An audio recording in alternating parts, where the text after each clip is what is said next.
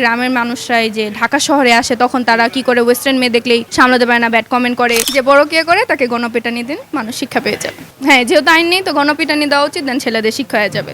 That's it. পরকীয়াটা তো শুধু ছেলেরা করে না, মেয়েরাও করে, তো মেয়েদের ক্ষেত্রে কি হবে? মেয়েদের ক্ষেত্রেও সেম, গণপিটানি দেওয়াই না। মেয়ে যেহেতু মানুষ তো আর ছেলেদেরকে মারতে পারে, মেয়েকে তো আর মারতে পারে না, কিন্তু if she did something wrong তো ওটা পাবলিকলি মানে এক্সপোজ করা উচিত বা বলা উচিত, যে ও যাতে আরেকবার করার আগে সেটা 10 বার ভাবে, একটা মেয়েও যাতে ভাবে অন্য মেয়েকে দেখে।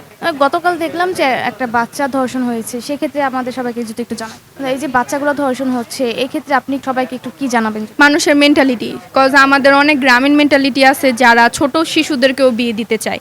আবার থাকে যে অনেক গ্রামের মানুষরা এই যে ঢাকা শহরে আসে তখন তারা কি করে ওয়েস্টার্ন মেয়ে দেখলেই সামলাতে পারে না, ব্যাড কমেন্ট করে, বা আবার গ্রামে ছোট মেয়ে দেখলে সামলাতে পারে না। বেশিরভাগই এটা মানে বয়স্করাই করে থাকেন, বয়স্কদের মেন্টালিটি খুব খারাপ হয়, কজ তারা গ্রামীণ মেন্টালিটি, আগের যুগের মেন্টালিটি ক্যারি করে, তখন তাদের নজরটা খারাপ হয়ে যায়।